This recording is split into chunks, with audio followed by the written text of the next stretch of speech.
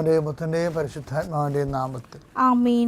നമുക്ക് അമ്മയോട് ചേർന്ന് പ്രാർത്ഥിക്കാം. അമ്മേ പരിശുദ്ധമ്മേ, അമ്മേ പരിശുദ്ധമേ, ദൈവമാതാവേ, കൃപാസനത്തിലൂടെ ഞങ്ങൾക്കും ഞങ്ങളുടെ ദേശത്തിനും അമ്മ മധ്യസ്ഥം തേടി തന്ന എല്ലാ അനുഗ്രഹങ്ങൾക്കും കൃപകൾക്കും ഞങ്ങളിപ്പോൾ ഹൃദയം നിറഞ്ഞ നന്ദി പറയുന്നു.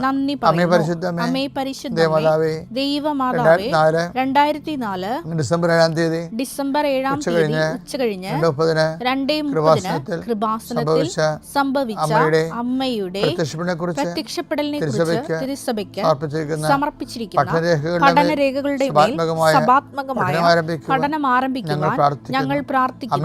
അമ്മേ പരിശുദ്ധമേ, ഭൂസ്വർലോകങ്ങളുടെ രാജ്ഞിയായ അങ്ങേയ്ക്ക് ഭൗമസംരക്ഷണത്തിനായി പ്രപഞ്ചപ്രകൃതിയെ തന്നെ തിരുസഭ പ്രതിഷ്ഠിക്കുവാൻ ഈ പ്രത്യക്ഷീകരണം വഴി ഇടയാക്കണമേ. പരിശുദ്ധമ്മേ, ജപമാല മാതാവേ, സകല കൃപാസനം പ്രാർത്ഥനകളോടും ചേർത്ത് ഞങ്ങളിപ്പോൾ പ്രാർത്ഥിക്കുന്ന ഈ കുടുംബത്തിന്റെ പ്രത്യേക നിയോഗം. മക്കളെ,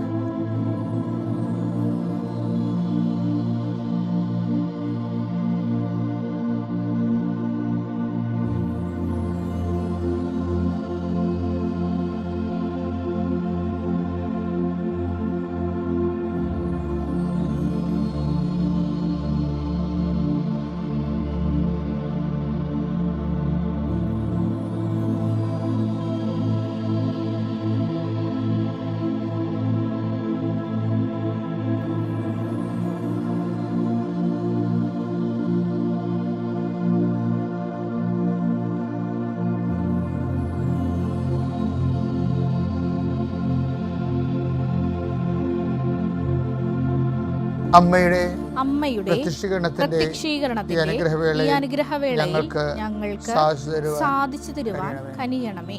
വിശ്വാസ പ്രമാണം. സർവശക്തനായ പിതാവും ആകാശത്തിന്റെയും ഭൂമിയുടെയും സൃഷ്ടാവുമായ ദൈവത്തിൽ ഞാൻ വിശ്വസിക്കുന്നു. അവിടുത്തെ ഏകപുത്രനും ഞങ്ങളുടെ കർത്താവുമായ ഈശോ മിശിഹായിലും ഞാൻ വിശ്വസിക്കുന്നു. ഈ പുത്രൻ പരിശുദ്ധാത്മാവിനാൽ ഗർഭസ്ഥനായി കന്യകാമറിയത്തിൽ നിന്ന് പിറന്ന് പൊന്തിയോസ് പീലാത്തോസിന്റെ കാലത്ത് പീഡകൾ സഹിച്ച് കുരിശിൽ തറയ്ക്കപ്പെട്ട് മരിച്ച് അടക്കപ്പെട്ട് പാതാളങ്ങളിൽ ഇറങ്ങി മരിച്ചവരുടെ ഇടയിൽ നിന്ന് 3-ാം നാൾ ഉയർത്ത് സ്വർഗത്തിലേക്ക് എഴുന്നള്ളി സർവശക്തിയുള്ള പിതാവായ ദൈവത്തിന്റെ വലതുഭാഗത്തിരിക്കുന്നു. അവിടെ നിന്ന് ജീവിക്കുന്നവരെയും മരിച്ചവരെയും വിധിക്കുവാൻ വരുമെന്നും ഞാൻ വിശ്വസിക്കുന്നു. പരിശുദ്ധാത്മാവിലും ഞാൻ വിശ്വസിക്കുന്നു. വിശുദ്ധ കത്തോലിക്കാ സഭയിലും പുണ്യവാന്മാരുടെ ഐക്യത്തിലും പാപങ്ങളുടെ മോചനത്തിലും ശരീരത്തിന്റെ ഉയർപ്പിലും നിത്യമായ ജീവിതത്തിലും ഞാൻ വിശ്വസിക്കുന്നു. ആമേൻ. സ്വർഗ്ഗസ്ഥനായ ഞങ്ങളുടെ പിതാവേ, അങ്ങയുടെ നാമം പൂജിതമാകണമേ. അങ്ങയുടെ രാജ്യം വരണമേ. അങ്ങയുടെ തിരുമനസ് സ്വർഗത്തിലെ പോലെ ഭൂമിയിലും ആകണമേ. അന്നു വേണ്ടുന്ന ആഹാരം ഇന്ന് ഞങ്ങൾക്ക് തരണമേ. ഞങ്ങളോട് തെറ്റ് ചെയ്യുന്നവരോട് ഞങ്ങൾ ക്ഷമിക്കുന്നത് പോലെ ഞങ്ങളുടെ തെറ്റുകൾ ഞങ്ങളോടും ക്ഷമിക്കണമേ. ഞങ്ങളെ പ്രലോഭനത്തിൽ ഉൾപ്പെടുത്തരുതേ, തിന്മയിൽ ഞങ്ങൾ രക്ഷിക്കണമേ. ആമേൻ. നന്മ നിറഞ്ഞ മറിയമേ, സ്വസ്തി. കർത്താവ് അങ്ങയുടെ കൂടെ സ്ത്രീകളിൽ അങ്ങ് അനുഗ്രഹിക്കപ്പെട്ടവളാകുന്നു. അങ്ങയുടെ ഉദരത്തിൻ ഫലമായി ഈശോ അനുഗ്രഹിക്കപ്പെട്ടവനാകുന്നു. പരിശുദ്ധ മറിയമേ, തമ്പുരാന്റെ അമ്മേ, പാപികളായ ഞങ്ങൾക്ക് വേണ്ടി ഇപ്പോഴും ഞങ്ങളുടെ മരണസമയത്തും തമ്പുരാനോട് അപേക്ഷിക്കണമേ. ആമേൻ. എൻ്റെ കർത്താവേ, നിന്റെ ഉന്നതമായ നാമത്തിന് സ്വസ്ഥം ചെയ്യുന്നു. എൻ്റെ കർത്താവേ, നിന്റെ വിശുദ്ധ പൗരോഹിത്യത്തെ മഹത്വപ്പെടുത്തണമേ. കർത്താവേ, സഭയിലുള്ള സാന്നിധ്യം ദൃഢമാക്കണമേ. 39 വർഷം ഞാൻ അർപ്പിച്ച കുർബാനയുടെ യുഗതിയാൽ കൃപാസനത്താര ജീവനോടെ പ്രത്യക്ഷപ്പെട്ട പരിശുദ്ധമ്മയുടെ മാധ്യസ്ഥ ദൈവവേദനെ നീ അനുഗ്രഹിക്കപ്പെടട്ടെ. നിൻ്റെ കുടുംബം അനുഗ്രഹിക്കപ്പെടട്ടെ.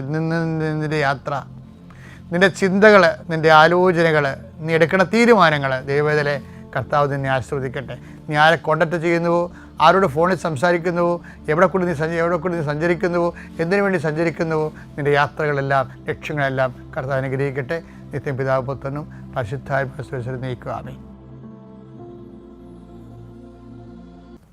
നമ്മളിന്ന് നോക്കാൻ പോകുന്ന വചനം മത്തായിയുടെ സുവിശേഷം 6-ാം അധ്യായം 11-ാമത്തെ വാക്യമാണ്.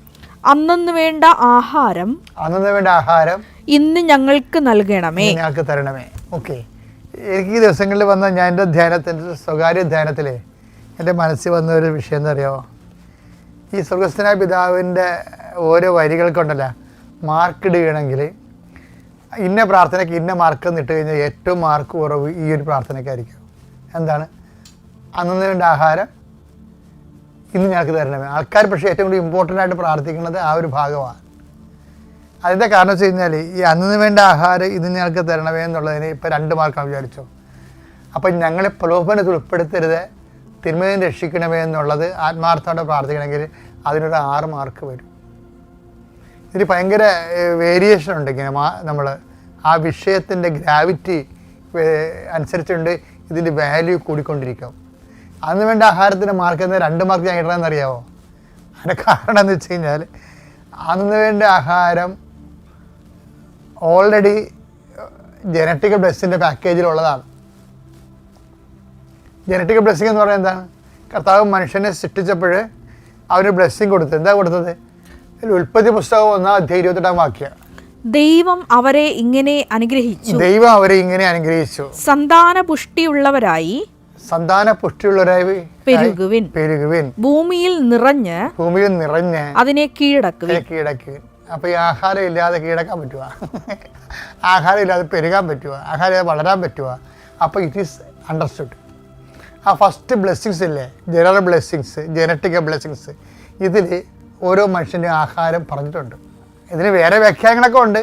അന്ന് വേണ്ട ആഹാരം എന്ന് പറയുമ്പോൾ ഈശോ പറയുന്നില്ലേ, നിങ്ങൾ അറിയാത്ത ആഹാരം എനിക്കുണ്ട്, എൻ്റെ പിതാവിൻ്റെ ഇഷ്ടം നിറവേറ്റുകയാണ് എൻ്റെ ആഹാരം. യോഹന്നാൻ 4:32. അവൻ പറഞ്ഞു നിങ്ങൾ അറിയാത്ത ഭക്ഷണം എനിക്കുണ്ട്. യോഹന്നാൻ 4:34. യേശു പറഞ്ഞു എന്നെ അയച്ചവന്റെ ഇഷ്ടം പ്രവർത്തിക്കുകയും അവന്റെ ജോലി പൂർത്തിയാക്കുകയുമാണ് എൻ്റെ ഭക്ഷണം, എൻ്റെ ആഹാരം, എൻ്റെ ഭക്ഷണം. അയച്ചതിൻ്റെ ഇഷ്ടം പൂർത്തിയാക്കുകയാണ് എൻ്റെ ആഹാരം. അപ്പം അതിൻ്റെ ചില സമയത്ത് നമുക്ക് വിളമ്പട ഭക്ഷിക്കേണ്ടി വരും. ലൂക്ക 10:8 വാക്യം. ഏതെങ്കിലും നഗരത്തിൽ നിങ്ങൾ പ്രവേശിക്കുമ്പോൾ അവർ നിങ്ങളെ സ്വീകരിക്കുകയും ചെയ്യുമ്പോൾ നിങ്ങൾക്ക് വിളമ്പുന്നത് ഭക്ഷിക്കുവിൻ. അത് നിസ്സാരമല്ല. നമ്മൾ ഇതൊന്നും ഫിസിക്കലല്ല. ഫിസിക്കൽ എന്നതിനേക്കാൾ ഉപരി അതിൻ്റെ സ്പിരിച്വൽ കൊണോട്ടേഷൻസ് ഉണ്ട്. എന്താ കാര്യം? നമുക്കൊരു സ്ഥലത്ത് ചെല്ലുമ്പോൾ അവിടെ നിന്ന് വിളമ്പി കിട്ടണ ചിലപ്പോൾ നമുക്ക് ചിലപ്പോൾ അപമാനം വിളമ്പി കിട്ടും, ചിലപ്പോൾ അവഗണന വിളമ്പി കിട്ടും, ചിലപ്പോൾ നമുക്ക് അംഗീകരിക്കാത്ത അവസ്ഥകൾ വരും, ചിലപ്പോൾ നമ്മൾ അവർ ഒഴിവാക്കും. അത് നമ്മൾ ദൈവനാമത്തെ എടുത്തു കഴിഞ്ഞാൽ നമ്മൾ അന്നു വേണ്ട ആഹാരം പോലെ പോകുന്നത്. ഈ ആഹാരം കഴിച്ചാണ് ആത്മാവ് വളരണത്, കൃപയിൽ വളരണത്. അതുകൊണ്ടാണ് അറിയാത്ത ആഹാരമുണ്ട്, എൻ്റെ പിതാവിൻ്റെ ഇഷ്ടം നിറവേറ്റുകയാണ് എൻ്റെ ആഹാരം എന്ന് പറയുമ്പോൾ പിതാവിൻ്റെ ഇഷ്ടം എന്താണ് അത് ഈശോ നിറവേറ്റുമ്പോൾ കർത്താവിനത് ആഹാരമായിട്ട് ഫലം ചെയ്യും. അത് ഒരു വശമാണ്. ഞാൻ നിങ്ങളോട് ആദ്യം പറഞ്ഞ അതല്ല. ആദ്യം പറഞ്ഞത് എന്താ വെച്ച് കഴിഞ്ഞാൽ, നമ്മൾ സ്വർഗസ്ഥനായ പിതാവ് എന്ന പ്രാർത്ഥനയിൽ അന്നു വേണ്ട ആഹാരം എന്ന് പറയുമ്പോൾ അന്നു വേണ്ട ആഹാരത്തിന് ഫിസിക്കലായിട്ട് ഭൗതികമായി നമ്മൾ എടുത്തു കഴിഞ്ഞാൽ അത് ജനറ്റിക്കൽ ബ്ലെസ്സിങ് തന്നെ. ആദ്യം മനുഷ്യനെ സൃഷ്ടിച്ചപ്പോൾ തന്നെ സന്താനപുഷ്ടിയോടെ പെരുകി വർദ്ധിക്കാൻ പറഞ്ഞപ്പോഴും അതിന് വേണ്ട ആഹാരം അത് ആ പാക്കേജിലുള്ളതാണ്. അതുകൊണ്ട് ഞാൻ 2 മാർക്ക് മാത്രം കൊടുക്കണം അതിന്. പക്ഷേ അതിൻ്റെ അകത്ത് 8 മാർക്ക് കൊടുക്കേണ്ട കാര്യങ്ങളുണ്ട്. എന്താണ് കാര്യം? ഞങ്ങളുടെ കടക്കാരോട് ഞങ്ങൾ ക്ഷമിക്കുന്ന പോലെ അങ്ങനെ ക്ഷമിക്കുകയാണെന്നുണ്ടെങ്കിൽ അത് നമുക്ക് ഭയങ്കര പ്രയാസമല്ലേ. പക്ഷെ അങ്ങനെ നമ്മളോട് തെറ്റ് ചെയ്തുകൊണ്ട് നമ്മൾ ക്ഷമിക്കാൻ വേണ്ടി നമ്മൾ ദൈവസ്നേഹത്തിൽ നിറയണം. കർത്താവിൻ്റെ നമുക്കൊന്നുമില്ല, നെറ്റ് റിസൾട്ട് നമുക്ക് ലാഭമൊന്നുമില്ല, നമുക്ക് നഷ്ടമാണ് ഉണ്ടാകുന്നത്. അപ്പം നഷ്ടപ്പെടുത്തിക്കൊണ്ട് ദൈവത്തിൻ്റെ വചനം പാലിക്കേണ്ടി വരുമ്പോൾ നമുക്കുണ്ടാകുന്ന ബുദ്ധിമുട്ടുകളാണ് ശരിക്കും പറഞ്ഞാൽ അതിനു വേണ്ടി അത് നമ്മൾ അങ്ങയുടെ നാമം പൂജിതമാകണമേ, അങ്ങയുടെ രാജ്യം വരണമേ എന്നുള്ള വാക്കിന് വേണ്ടി ഉപയോഗിക്കണതാണ് ശരിക്കും പറഞ്ഞാൽ. സ്വർഗസ്ഥനായ ഞങ്ങളുടെ പിതാവ് എന്ന പ്രാർത്ഥനയില്ലേ, അതിനകത്ത് അങ്ങയുടെ നാമം പൂജിതമാകണമേ, അങ്ങയുടെ രാജ്യം വരണമേ, അങ്ങയുടെ തിരുമനസ്സ് നിറവേറണമെന്നില്ലേ. അപ്പോൾ ആ വാക്കെല്ലാം സാർത്ഥകമാക്കുന്നതാണ് സ്വർഗസ്ഥനായ പിതാവിൻ്റെ 2-ാം പകുതി. എന്താണ്? ഞങ്ങളെ പ്രലോഭനത്തിൽ ഉൾപ്പെടുത്തരുത്, തിന്മയെ രക്ഷിക്കണമേ എന്ന്. അപ്പോൾ പ്രലോഭനം എന്ന് പറയുമ്പോൾ ദൈവത്തിന് അകന്നു പോകാൻ പറ്റുന്ന രീതിയിലുള്ള ഭൗതിക ആനുകൂല്യങ്ങളും ദൈവത്തിൻ്റെ കൽപ്പനകളും മറന്ന് നമ്മൾ ദൈവവചനത്തെ ധിക്കരിച്ചുകൊണ്ട് നേടുന്ന ഭൗതിക മേൽക്കോയ്മകളാണ്, ആനുകൂല്യങ്ങളാണ്. അതിൽ ഉൾപ്പെടുത്താതിരിക്കുമ്പോൾ സ്വാഭാവികമായിട്ടും ദൈവവചനങ്ങൾ നമ്മൾ പാലിക്കേണ്ടി വരും.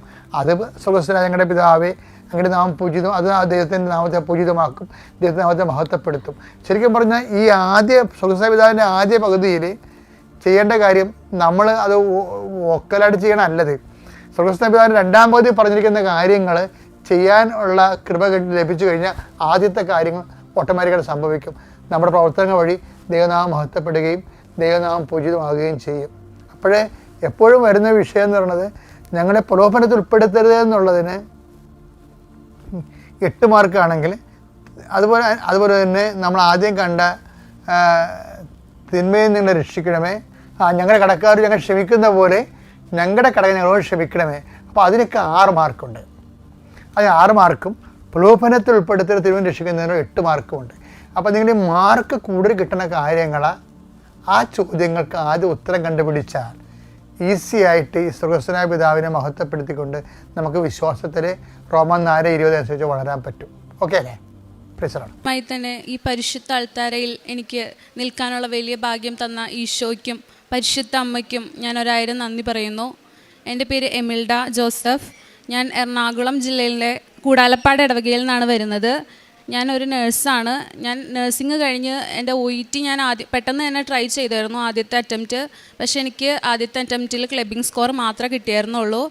രണ്ടാമതായി കഴിഞ്ഞപ്പോഴേക്കും ഞാൻ പെട്ടെന്ന് ഡേറ്റ് എടുത്തു. അതിൻ്റെ ഇടയിലൊക്കെ എനിക്ക് ഭയങ്കര ടെൻഷനായിരുന്നു. ജോലിക്ക് കയറാൻ പറ്റുന്നില്ല, ആകെ ടെൻഷനായിരുന്നു. ഞാൻ അമ്മയോട് നന്നായിട്ട് പ്രാർത്ഥിച്ചു. അപ്പോൾ ഞാൻ അതിൻ്റെ ഇടയിലായിരുന്നു എനിക്ക് ഇവിടുത്തെ കൃപാസന മാതാവിൻ്റെ വെഞ്ചരിച്ച രൂപം എനിക്ക് കാശുരൂപം ലഭിച്ചത്. അത് വെച്ച് ഞാൻ നന്നായിട്ട് പ്രാർത്ഥിച്ച് ആ ഒരു എക്സാം ഹാളിൽ കൊണ്ടുപോയി ഞാൻ എൻ്റെ കയ്യിൽ വെച്ച് ഇങ്ങനെ പ്രാർത്ഥിച്ചു. അപ്പോൾ എനിക്ക് ആ എക്സാം എനിക്ക് നല്ല രീതിയിൽ തന്നെ എഴുതാൻ പറ്റി. പൊതുവെ എനിക്ക് റീഡിംഗ് എന്ന് പറയുന്ന മൊഡ്യൂൾ വളരെ എളുപ്പമുള്ളൊരു മൊഡ്യൂളായിരുന്നു. പക്ഷേ അന്ന് എക്സാമിന് എനിക്ക് ആദ്യത്തെ ഒരു പാർട്ടുണ്ട്, അതൊരു 15 മിനിറ്റിൻ്റെ ഒരു പാട്ടാണ്. അപ്പോൾ ആ 15 മിനിറ്റ് പാട്ടെന്ന് പറഞ്ഞാൽ നമ്മൾ പെട്ടെന്ന് ചെയ്യേണ്ട ഒരു കാര്യമായിരുന്നു. പക്ഷേ 12 മിനിറ്റോളം ഞാൻ വെറുതെ അവിടെ ആ എക്സാമിനേഷൻ ഹാളിൽ എനിക്കൊന്നും മനസ്സിലാവാതെ ഇരുന്നു. ബാക്കിയുള്ളൊരു 3 മിനിറ്റ് ഞാൻ അമ്മയോട് പ്രാർത്ഥിച്ചു. അമ്മേ, എനിക്കിത് മര്യാദയ്ക്ക് ചെയ്തില്ലെങ്കിൽ ഞാൻ ഈ എക്സാം തോറ്റുപോയി, എനിക്ക് അവസാനത്തെ ഒരു ചാൻസാണിത് എനിക്ക്, അതുകൊണ്ട് എനിക്കിത് തരണം എന്ന് പറഞ്ഞു. പിന്നെ 3 മിനിറ്റിൽ ഞാൻ എന്താ ചെയ്തതെന്ന് എനിക്ക് അറിയത്തില്ല. എല്ലാത്തിനും ഞാൻ ആൻസർ എഴുതി വേഗം ഞാൻ സബ്മിറ്റ് ചെയ്തു. അതുപോലെ സ്പീക്കിംഗ് മൊഡ്യൂൾ എനിക്ക് വളരെയധികം പാടുള്ള ഒരു മൊഡ്യൂളായിരുന്നു. അത് ഞാൻ അറ്റൻഡ് ചെയ്തു. അത് എനിക്ക് വളരെ പാടായിരുന്നെങ്കിലും ഞാനപ്പോൾ പ്രാർത്ഥിച്ചു അമ്മയോട്. കിട്ടില്ലെന്ന് ഉറപ്പായിരുന്നു, എന്നാലും ഞാൻ അമ്മയോട് പ്രാർത്ഥിച്ചു. അങ്ങനെ എനിക്ക് റിസൾട്ട് വന്നു കഴിഞ്ഞപ്പോൾ എനിക്ക് UK സ്കോറോടുകൂടി തന്നെ എനിക്കത് പാസ്സായി. അപ്പോഴും ഞാൻ ഉടമ്പടിയിലായിരുന്നില്ലായിരുന്നു. അത് കഴിഞ്ഞ് പിന്നെ എൻ്റെ അമ്മ എന്നോട് പറയുമായിരുന്നു നമുക്ക് ഉടമ്പടി എടുക്കണം, എന്നാൽ നമ്മുടെ കാര്യങ്ങളൊക്കെ നടക്കുന്നു. അപ്പോൾ ഞാൻ അമ്മയോട് പറയും, ഒരു കാര്യം നടക്കുന്നതിന് വേണ്ടി ഉടമ്പടി എടുക്കുക എന്ന് പറയുന്നത് അതൊരു തെറ്റായ കാര്യമാണ്. മാതാവിനോടുള്ള ഭക്തിയാണ് ഏറ്റവും വലിയ കാര്യം എന്ന് പറയുമായിരുന്നു. അങ്ങനെ ഉടമ്പടി എടുക്കാതെ ഞാൻ കുറേ നാളിങ്ങനെ പോയി. അത് കഴിഞ്ഞ് മെയ് 8-ാം തീയതിയാണ് ഞാൻ ആദ്യമായിട്ട് എൻ്റെ ഉടമ്പടി എടുക്കുന്നത്. എൻ്റെ മാതാവ് എൻ്റെ ആദ്യ ഉടമ്പടി അങ്ങനെ എന്നെ എടുപ്പിച്ചു. അത് വളരെ ഒരു പ്രത്യേക ഒരു കാര്യമായിരുന്നു എനിക്ക്. അപ്പോൾ ഞാൻ ഇങ്ങനെ ആദ്യം വിചാരിച്ച കാര്യം എൻ്റെ ഒരു കാര്യസാധ്യത്തിൽ നിന്ന് ഉപരി എനിക്ക് മാതാവിനോട് ഏറ്റവും ചേർന്ന് നിൽക്കാൻ വേണ്ടി എന്നെ ഉടമ്പടി എടുപ്പിക്കണേ എന്നുള്ളൊരു കാര്യമായിരുന്നു. അങ്ങനെ അതിൻ്റെ ഇടയിൽ UK പ്രോസസ്സിംഗ് ഒക്കെ തുടങ്ങിയായിരുന്നു. പക്ഷെ അതൊന്നും നടക്കുന്നുണ്ടായിരുന്നില്ല. റിക്രൂട്ട്മെൻറ്റുകളൊക്കെ സ്റ്റോപ്പായിരുന്നു. അത് കഴിഞ്ഞ് ഞാൻ ഒരു രക്ഷയില്ലാതെ ആയി കഴിഞ്ഞപ്പോൾ എൻ്റെ അയർലൻഡ് പ്രോസസ്സിങ് സ്റ്റാർട്ട് ചെയ്തു. അതും ഇതുപോലെ തന്നെ ഇൻ്റർവ്യൂ ഒന്നും കിട്ടുന്നില്ല, വളരെ ഇതായിട്ട് നടക്കുമായിരുന്നു. അപ്പോൾ ഞാൻ എൻ്റെ ഉടമ്പടി എടുത്തു കഴിഞ്ഞപ്പോൾ ഞാൻ ഇങ്ങനെ കണ്ടിന്യൂസ് നല്ല രീതിയിൽ പ്രാർത്ഥിക്കുന്നുണ്ടായിരുന്നു അമ്മേനോട്. അമ്മ, എനിക്കിതെൻ്റെ ലാസ്റ്റ് ചാൻസാണ്, എനിക്ക് എന്തായാലും ഇത് വേണം, കാരണം എനിക്ക് എൻ്റെ കുടുംബത്തെ അത്ര ഇതായിട്ട് നോക്കണം, അങ്ങനെയൊക്കെ പറഞ്ഞ് ഞാൻ പ്രാർത്ഥിക്കുമായിരുന്നു. എൻ്റെ കാശുരൂപം മുറുകെ പിടിച്ച് ഞാൻ എന്ത് കാര്യത്തിന് പോയാലും ഞാൻ ഇങ്ങനെ പ്രാർത്ഥിക്കും. അങ്ങനെ ഞാനൊരു ഇൻ്റർവ്യൂ അറ്റൻഡ് ചെയ്തു. ജസ്റ്റ് ഒരു സോഷ്യൽ മീഡിയയിൽ കണ്ടിട്ട് ഒരു ഇൻ്റർവ്യൂ അറ്റൻഡ് ചെയ്തു. ആ ഇൻ്റർവ്യൂ ഞാൻ ജസ്റ്റ് എക്സ്പീരിയൻസിന് വേണ്ടി അറ്റൻഡ് ചെയ്ത ഇൻ്റർവ്യൂ ആണോ. അത് കഴിഞ്ഞ് എന്നിട്ട് അതൊരു 8 മാസത്തോളമൊക്കെ ആയി. പക്ഷെ എനിക്ക് ഒരു കോളും അങ്ങനെ കാര്യങ്ങളൊന്നും വന്നില്ല. പാസ്സായെങ്കിലും കോളൊന്നും വന്നില്ല. അത് കഴിഞ്ഞ് എൻ്റെ DLൻ്റെ വാലിഡിറ്റി തീരാറായി. അപ്പോഴൊക്കെ ഞാൻ അമ്മയോട് പറയും, എൻ്റെ അമ്മ, എനിക്ക് എന്തായാലും ഇത് വേണം, എനിക്ക് എന്തെങ്കിലും ഒരു മാർഗം കാണിച്ചു തരണമെന്ന് പറയുമായിരുന്നു. അപ്പോൾ എൻ്റെ ലാസ്റ്റ് ഈ ഒരു ഓഗസ്റ്റിൽ ആ ഒരു സമയമായി കഴിഞ്ഞപ്പോഴേക്കും എൻ്റെ വാലിഡിറ്റി തീരാറായ സമയത്ത് അവർ വിളിച്ചേക്കാണ് എൻ്റെ പ്രോസസ്സിങ് സ്റ്റാർട്ട് ചെയ്യണമെന്ന് പറഞ്ഞ്. അപ്പോൾ അന്ന് തൊട്ടാണ് എൻ്റെ ഉടമ്പടി ശരിക്കും ഫയറായി തുടങ്ങിയത്. അന്ന് തൊട്ട് എൻ്റെ അമ്മ ഏറ്റവും എൻ്റെ ഉടമ്പടിയിൽ നടന്ന കാര്യം എന്ന് പറഞ്ഞു കഴിഞ്ഞാൽ സമയച്ചുരുക്കത്തോടെ ഓരോ കാര്യങ്ങൾ നടക്കുന്നത് കാണാൻ പറ്റി എന്നുള്ളതാണ്. ഉടമ്പടിയിലാണെങ്കിൽ പോലും ഞാനിങ്ങനെ പ്രാർത്ഥിക്കുമായിരുന്നു. ഞാനൊരു നേഴ്സാണ്, എനിക്ക് എന്നിട്ട് ഡ്യൂട്ടിയും അങ്ങനെ കുറേ കാര്യങ്ങളൊക്കെ ഉണ്ട്. അതിൻ്റെ ഇടയിൽ എനിക്ക് പല കാര്യങ്ങളും ചെയ്യാൻ പറ്റണില്ല അമ്മയെന്ന് ഞാൻ പറയുമായിരുന്നു. എന്നാൽ കൂടി അമ്മ എനിക്ക് തിരിച്ച് മറുപടി പറയുമായിരുന്നു. എനിക്ക് പറ്റണ പോലെ ചെയ്യുന്നുള്ള രീതിയിൽ എൻ്റെ മനസ്സിൽ പറയുമായിരുന്നു. നീ ചെയ്യാൻ നിൻ്റെ ഈ ഒരു പരിമിതിയിൽ നിന്ന് നീ ചെയ്യാൻ ശ്രമിക്കുന്നതിലാണ് നിൻ്റെ കാര്യം എന്നുള്ള രീതിയിൽ പറയുമായിരുന്നു. അങ്ങനെ ഞാൻ എല്ലാ കാര്യങ്ങളും ഇങ്ങനെ ചെയ്ത് വന്ന് പ്രോസസ്സിംഗ് ഒക്കെ സ്റ്റാർട്ട് ചെയ്തു. എന്നിട്ട് എൻ്റെ വിസ കാർഡ് എടുക്കുന്ന ഒരു കാര്യം ഉണ്ടായിരുന്നു, വർക്ക് ബസ് എടുക്കാനായിട്ട്, വർക്ക് പെർമിറ്റ് എടുക്കുന്നതിന്. അപ്പോൾ അതിൽ എനിക്ക് പേയ്മെൻറ്റ് ചെയ്യാനായിട്ട് ഒരു 2 ആഴ്ചയോളം ഈ കാർഡ് കിട്ടാനെടുക്കും. സാധാരണ ബാങ്കുകൾ പെട്ടെന്ന് കൊടുക്കാറുണ്ട്, പക്ഷേ ഞാൻ ബാങ്കിൽ നിന്ന് ചോദിച്ചു കഴിഞ്ഞപ്പോൾ എനിക്ക് 2 ആഴ്ചയെങ്കിലും എടുക്കുമെന്ന് പറഞ്ഞു. അത് വെച്ച് എൻ്റെ പ്രോസസ്സിങ് ചെയ്ത് എൻ്റെ എക്സാം ഡേറ്റ് ഒക്കെ കഴിഞ്ഞു പോയി. പിന്നെ എനിക്കത് എഴുതാൻ പറ്റാതെ ആവുമായിരുന്നു. അങ്ങനെ ഞാൻ ബാങ്കിൽ പോയി, ഞാൻ ഉപ്പിട്ട് പ്രാർത്ഥിച്ചു, വെഞ്ചരിച്ച് ഇവിടുത്തെ ഉപ്പിട്ട് പ്രാർത്ഥിച്ചു. ഞാൻ പിന്നെ എന്താ കണ്ടതെന്ന് അറിയത്തില്ല, എനിക്ക് വേണ്ടി ബാങ്ക് മാനേജർ എഴുന്നേറ്റ് വന്ന് അവിടുത്തെ സ്റ്റാഫിനെയും കൊണ്ട് ഓരോ കാര്യങ്ങൾ ചെയ്യിപ്പിക്കുമായിരുന്നു. ഞാൻ അപ്പോഴൊക്കെ എൻ്റെ ഈ കാശ് രൂപം മുറുകെ പിടിച്ചിട്ട് ഞാൻ അമ്മയോട് പ്രാർത്ഥിച്ചുകൊണ്ടിരിക്കുമായിരുന്നു. അത് കഴിഞ്ഞ് എനിക്ക് വേറെ ബ്രാഞ്ചിലും പോകേണ്ടി വന്നു. അവിടെ ഇതുപോലെ തന്നെ എന്നോട് അടുത്ത ബാങ്കിലെ ബാങ്ക് മാനേജറും ഇതുപോലെ തന്നെ എനിക്ക് വേണ്ടി കാര്യങ്ങൾ ചെയ്യാൻ അവരുടെ ക്യാബിനിൽ നിന്ന് എഴുന്നേറ്റ് വന്ന് എനിക്ക് വേണ്ടി ചെയ്ത് എനിക്ക് വേണ്ടി ആ കാർഡ് അന്ന് എടുത്തു തന്നു. എൻ്റെ ബാങ്ക് അക്കൗണ്ട് പോലും ആക്റ്റീവ് ആയിരുന്നില്ല, അറിയാതെ അത് ആക്റ്റീവും കൂടി ആക്കി തന്നു. കാരണം കുറേ ഡോക്യുമെൻറ്റേഷൻ കാര്യങ്ങളൊക്കെ ഉണ്ടെങ്കിൽ മാത്രമാണ്, KYC അപ്ഡേറ്റ്സ് ഒക്കെ ഉണ്ടെങ്കിൽ മാത്രമാണ് ആ അക്കൗണ്ട് ആക്ടിവേറ്റ് ചെയ്യാൻ പറ്റുള്ളൂ. പക്ഷേ സ്റ്റാഫ് അറിയാതെ ചെയ്തൊരു മിസ്റ്റേക്ക്, ഒരു ക്ലിക്കിൽ മാത്രം കൊണ്ട് എനിക്ക് ആ ബാങ്ക് അക്കൗണ്ട് ആക്ടിവേറ്റ് ആയി. അന്ന് തന്നെ എനിക്ക് ആ പേയ്മെൻറ്റ് ചെയ്യാൻ പറ്റി. എൻ്റെ വർക്ക് വിസ എനിക്ക് പെട്ടെന്ന് തന്നെ എൻ്റെ മാതാവ് പറഞ്ഞു എന്നോട്, ഇന്ന ഡേറ്റിൽ ഞാൻ നിനക്ക് തരുമെന്ന് എൻ്റെ മനസ്സിൽ നിന്ന് പറഞ്ഞു. അപ്പോൾ ഞാൻ അങ്ങനെ പറഞ്ഞു, അമ്മ എനിക്ക് ഈ ഡേറ്റിൽ എൻ്റെ മാതാവ് എനിക്ക് തരും അത്. ഞാനപ്പോൾ ഞാൻ അങ്ങനെ ഉറച്ച് വിശ്വസിച്ചു. അന്ന് രാത്രിയായി ആ ദിവസത്തിൻ്റെ. എന്നിട്ട് ഞാൻ പറഞ്ഞു അമ്മേനോട്, എനിക്ക് തരും അമ്മയെന്ന്. അന്ന് രാത്രി എനിക്ക് ആ വർക്ക് പെർമിറ്റ് വന്നു. അത് കഴിഞ്ഞ് പിന്നെ ഞാൻ വിസയ്ക്ക് അപ്ലൈ ചെയ്തു. വിസയ്ക്ക് അപ്ലൈ ചെയ്ത് കഴിഞ്ഞപ്പോൾ നല്ല ഡിലേ ഉണ്ട് ഇപ്പോൾ വിസ അപ്ലൈ കിട്ടാനായിട്ട്. അപ്പോൾ ഞാൻ നന്നായിട്ട് പ്രാർത്ഥിച്ചു. കാരണം ആ ഒരു വിസ കിട്ടിയില്ലെങ്കിൽ എനിക്ക് എന്നിട്ട് എക്സാം ഡേറ്റ് മാറ്റണം. അപ്പോഴേക്കും എൻ്റെ വാലിഡിറ്റി തീരും. പിന്നെ എനിക്ക് DL എടുക്കണം. അങ്ങനെ കുറേ കാര്യങ്ങളുണ്ട്. എനിക്കത് പറ്റത്തില്ല. ഒന്നാമത് സാമ്പത്തികതയൊന്നും ശരിയായിട്ടുള്ള കാര്യമല്ല. കുറേ പൈസ ഇതിനു വേണ്ടി ചിലവാക്കി. അതുകൊണ്ട് എനിക്ക് എന്തായാലും വേണം അമ്മയെന്ന് ഞാൻ എൻ്റെ പരിശുദ്ധ അമ്മേനോട് കരഞ്ഞ് പ്രാർത്ഥിച്ചു. അപ്പോൾ അതിൻ്റെ ഫലമായിട്ട് അമ്മ എനിക്ക് എന്നേക്കാൾ മുന്നേ അപ്ലൈ ചെയ്തവർക്ക് എൻ്റെ വിസ കിട്ടിയിട്ടില്ല അവർക്ക്. എന്നിട്ട് കൂടി അമ്മ എനിക്ക് വിസ തന്നു. അതുപോലെ ഞാൻ അമ്മയോട് പ്രാർത്ഥിച്ചു, എനിക്ക് മാത്രം കിട്ടിക്കഴിഞ്ഞ് കഴിഞ്ഞാൽ അത് എല്ലാവർക്കും വിഷമാവും അമ്മേ. അതുകൊണ്ട് എനിക്ക് അന്ന് ഞങ്ങൾ ഒരുമിച്ച് ചെയ്ത എല്ലാവർക്കും തന്നെ അമ്മ ഞങ്ങൾക്ക് ഒരുമിച്ച് വിസ തരണം എന്ന് പറഞ്ഞു. ഞങ്ങൾ ആ ദിവസം ചെയ്ത ആ ഏജൻസിയിൽ ചെയ്ത എല്ലാവർക്കും വിസ അമ്മ തന്ന് അന്ന് എന്നെ കൃത്യസമയത്ത് തന്ന് അമ്മ അനുഗ്രഹിച്ചു. ഇതാണ് എൻ്റെ ഏറ്റവും വലിയ സാക്ഷ്യം എന്ന് പറയുന്നത്.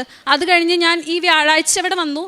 അപ്പോൾ ഞാനിങ്ങനെ അമ്മയോട് പറഞ്ഞത്, എനിക്ക് അന്ന് വിസ വേണം. അന്ന് വിസ അമ്മ എനിക്ക് തന്ന, അല്ലെങ്കിൽ എനിക്ക് അതിനൊരു പോസിറ്റീവായിട്ടുള്ള റിപ്ലൈ തന്നു കഴിഞ്ഞ് കഴിഞ്ഞാൽ അമ്മ ഞാൻ അന്ന് ഇവിടെ വന്ന് സാക്ഷ്യം പറയും, ഇവിടെ കയറി സാക്ഷ്യം പറയും എന്നാണ്. അപ്പോൾ അന്ന് വൈകുന്നേരം വരെ ആയിട്ട് എനിക്ക് ഒരു റിപ്ലൈയോ കാര്യങ്ങളോ ഒന്നും ഉണ്ടായിരുന്നില്ലായിരുന്നു. പക്ഷേ അന്ന് വൈകുന്നേരം രാത്രിയൊക്കെ ആയിക്കഴിഞ്ഞപ്പോഴേക്കും ഏജൻസിയിൽ നിന്ന് വിളി വന്നു, നിങ്ങളുടെ വിസ അവിടെ നിന്ന് എംബസിയിൽ നിന്ന് ഡിസ്പാച്ച് ആയിട്ടുണ്ടെന്ന് പറഞ്ഞ്. അങ്ങനെ എനിക്ക് വിസ പിറ്റേ ദിവസം ഒരു 2-3 ദിവസം എടുത്ത് കഴിഞ്ഞപ്പോഴേക്കും കിട്ടി. ഇപ്പോൾ ഞാൻ വിസയൊക്കെ സബ്മിറ്റ് ചെയ്ത് എല്ലാം കിട്ടി. എനിക്ക് 22-ാം തീയതി ഞാനിപ്പോൾ അയർലൻഡിന് പോകാൻ നിൽക്കുകയാണ്. പരിശുദ്ധ അമ്മ എൻ്റെ ജീവിതത്തിൽ വളരെയധികം വലിയ മാറ്റങ്ങളാണ് ഉണ്ടാക്കിയത്. വിശ്വാസം ഉണ്ടായിരുന്നെങ്കിൽ പോലും അത് എത്ര അധികം ഉണ്ടെന്ന് എനിക്കറിയില്ല. പക്ഷെ കൂടുതലായിട്ട് ചേർന്ന് നിൽക്കാൻ ഇപ്പോൾ എൻ്റെ ഓരോ കാര്യങ്ങളും എനിക്ക് ചെയ്യാൻ എൻ്റെ പരിശുദ്ധ അമ്മ ഇല്ലാതെ എനിക്ക് പറ്റില്ല, എൻ്റെ ഈശോ ഇല്ലാതെ പറ്റില്ല. അങ്ങനെ ഒരു ലെവലിലാക്കി തന്നെ. അതുപോലെ തന്നെ എൻ്റെ ജോലിയുടെ ഇടയിലാണെങ്കിൽ പോലും ഞാൻ ഓരോ സ്റ്റാഫൊക്കെ ആണെങ്കിലും ഈ ഉടമ്പടിയിൽ വിശ്വാസമില്ലാന്ന് പറയുമ്പോൾ ഞാൻ ഇങ്ങനെ പറയുമായിരുന്നു അവരോട്, ഉടമ്പടി എടുക്കുക എന്നുള്ളത് നമ്മൾ എന്നിട്ട് നമ്മുടെ ഒരു ജീവിതം ഒരു ചിട്ടയിലാക്കുന്ന ഒരു രീതിയാണത്. അപ്പോൾ പരിശുദ്ധ അമ്മയോട് ഏറ്റവും ചേർന്ന് നിൽക്കുക, അതുപോലെ തന്നെ ബൈബിൾ വായിക്കുക, ഇതൊക്കെ വളരെയധികം ഇമ്പോർട്ടൻ്റ് ആയിട്ടുള്ള കാര്യമാണ്. അതുപോലെ ഈശോയെക്കുറിച്ചൊക്കെ ഞാൻ കൂടുതലായിട്ട് അവരോട് പറയുമായിരുന്നു. അപ്പോൾ അവരുടെയൊക്കെ ആദ്യം ഉണ്ടായിരുന്ന ഒരു ചിന്താഗതിയിൽ നിന്ന് മാറി അവർ കൂടുതൽ വിശ്വാസത്തിലേക്ക് വന്നു. അങ്ങനെ ഞാൻ കുറേ പ്രാർത്ഥിച്ചൊക്കെ കഴിഞ്ഞപ്പോൾ എൻ്റെ ചിലർക്ക് എക്സാമുകളൊക്കെ ഉണ്ടായിരുന്നു. അപ്പോൾ ഞാൻ അതിനു വേണ്ടിയൊക്കെ പ്രാർത്ഥിച്ച് കഴിഞ്ഞപ്പോൾ അവരുടെ എക്സാമിന് പാസ്സാവാൻ അങ്ങനെയൊക്കെ ഞാൻ കേട്ടു. കാരണം അതൊക്കെ എനിക്ക് വളരെയധികം സന്തോഷമുള്ള കാര്യങ്ങളായിരുന്നു. ഞാനും കൂടെ പ്രാർത്ഥിച്ചിട്ടാണല്ലോ അവർക്ക് എക്സാം പാസ്സാവാൻ പറ്റിയത്. അങ്ങനെയുള്ള കാര്യങ്ങൾ, അതുപോലെ എൻ്റെ ഓരോ കാര്യങ്ങളിലും എൻ്റെ അമ്മ എനിക്ക് വളരെയധികം ഭയങ്കര ഒരു പ്രസൻസ് എനിക്ക് കാണിച്ചു തന്നു. ഏറ്റവും കൂടുതൽ അതാണ്. എൻ്റെ കുടുംബവും എൻ്റെ വീട്ടിലുള്ള എല്ലാവരും കൂടുതലായിട്ട് മാതാവിനോട് ചേർന്ന് നിൽക്കുന്നതിനും എല്ലാത്തിനും ഇടയാക്കി എൻ്റെ അമ്മ. അതാണ് എനിക്ക് പറയാനുള്ള എൻ്റെ ഏറ്റവും വലിയ സാക്ഷ്യം. കാരുണ്യപ്രവൃത്തിയായിട്ട് എന്നെ കൊണ്ട് പറ്റാവുന്ന രീതിയിലുള്ള പ്രവർത്തനങ്ങളാണ് ഞാൻ ചെയ്തുകൊണ്ടിരുന്നത്. ചെറുതായിട്ട് ഞാൻ പൈസയൊക്കെ കൊടുത്ത് സഹായിക്കും, അതുപോലെ അരി അങ്ങനെയുള്ള കാര്യങ്ങളൊക്കെ കൊടുത്ത് സഹായിക്കുമായിരുന്നു. അതുപോലെ തന്നെ കൂടുതലായിട്ടും നമ്മുടെ കൃപാസന പത്രം കൊടുക്കാൻ ഞാൻ ശ്രമിക്കും, പറഞ്ഞു കൊടുക്കും. അതുപോലെ പ്രാർത്ഥിച്ച് ഞാൻ ഓരോ പത്രത്തിലും കുരിശൊക്കെ വരച്ച് വിശ്വാസ പ്രമാണം ചൊല്ലി പ്രാർത്ഥിച്ചിട്ടാണ് ഞാൻ ഓരോരുത്തർക്കും കൊടുക്കാൻ നോക്കാറ്. അപ്പോൾ ഞാൻ കൂടുതലായിട്ട് നന്മകളിലേക്ക് വരാൻ തുടങ്ങി ഈ ഉടമ്പടിയിലൂടെ. പിന്നെ പ്രേക്ഷിത കൂടുതലായിട്ട് പിന്നെ പ്രാർത്ഥിക്കാനും എല്ലാത്തിനും എനിക്ക് മാതാവ് അനുഗ്രഹം തന്നു. പിന്നെ എൻ്റെ രണ്ടാമത്തെ ഉടമ്പടി ഞാൻ പുതുക്കിയത് ഈ കഴിഞ്ഞ മാസം 11-ാം തീയതി ആയിരുന്നു ഇവിടെ വന്ന്. അപ്പം ഞാൻ അമ്മേനോട് പ്രാർത്ഥിച്ചു, അമ്മ എനിക്ക് എക്സാം എഴുതാനുള്ളതാണ്, എനിക്ക് ഈ അയർലൻഡിൽ പോകാനുള്ളതാണ്, അപ്പം അമ്മ ഇത് ഏറ്റെടുക്കുവാണെങ്കിൽ എനിക്ക് മാതാവിനെ പിടിക്കാനുള്ള അനുഗ്രഹം എനിക്ക് തരണമെന്ന് ഞാൻ അമ്മേനോട് പ്രാർത്ഥിച്ചു. അമ്മ അതുപോലെ തന്നെ എനിക്ക് അമ്മേനെ പിടിക്കാനുള്ള ഒരു അനുഗ്രഹം തന്നു. അതെനിക്ക് ഭയങ്കര ഒരു ആത്മവിശ്വാസം നൽകുന്നൊരു കാര്യമായിരുന്നു. എൻ്റെ അമ്മ എൻ്റെ കൂടെ ഉണ്ടെന്ന് എനിക്ക് ഒരുപാട് വിശ്വാസമുണ്ട്. എല്ലാവരോടും എനിക്ക് പറയാനുള്ളത്, നിങ്ങൾ കൂടുതലായിട്ട് അമ്മയോട് അടുത്ത് നിന്ന് കഴിഞ്ഞ് കഴിഞ്ഞാൽ ഉടമ്പടി വർക്കാവാൻ തുടങ്ങും. അത് മതി, അതാണ് നിങ്ങളുടെ ജീവിതത്തിന്. പിന്നെ ഒരു ഉടമ്പടി എടുത്ത് നിർത്തണം എന്ന് വിചാരിച്ച ആളായിരുന്നു ഞാൻ. പക്ഷെ ഇപ്പം ആ ഉടമ്പടിയിൽ കണ്ടിന്യൂ ആയിട്ട് പോകണമെന്ന് എനിക്ക് വളരെയധികം ഒരു ഫയർ എനിക്ക് എൻ്റെ മനസ്സിലിപ്പോൾ ഉണ്ട്. അവസാനമായിട്ട് എൻ്റെ അമ്മയ്ക്കും എൻ്റെ പരിശുദ്ധ അമ്മയ്ക്കും എൻ്റെ ഈശോയ്ക്കും 1000 നന്ദി ഒന്നുകൂടെ ഞാൻ പറയുവാണ്. ഒരുപാട് നന്ദിയുണ്ട് എൻ്റെ അമ്മേനോട് എനിക്ക്. എഫെസസ് 3:20-21 തിരുവചനങ്ങൾ, നമ്മിൽ പ്രവർത്തിക്കുന്ന ശക്തിയാൽ നാം ചോദിക്കുന്നതിലും ആഗ്രഹിക്കുന്നതിലും വളരെ കൂടുതൽ ചെയ്തു തരുവാൻ കഴിയുന്ന അവിടുത്തേക്ക് സഭയിലും യേശുക്രിസ്തുവിലും തലമുറകളോളം എന്നേക്കും മഹത്വമുണ്ടാവട്ടെ. ആമേൻ. എമിൽഡ ജോസഫ് എന്ന ഈ മകൾ തൻ്റെ ഉടമ്പടി ജീവിതത്തിൽ, പ്രത്യേകിച്ച് തൻ്റെ പഠന മേഖലകളിൽ, പരീക്ഷകളിൽ, വിദേശത്ത് പോകുവാനുള്ള പ്രോസസ്സിൽ അമ്മ മാതാവ് നൽകിയ വലിയ സംരക്ഷണത്തെയും അനുഗ്രഹങ്ങളെയുമാണ് ഈ ഉടമ്പടി സാക്ഷ്യത്തിലൂടെ പങ്കുവച്ചത്.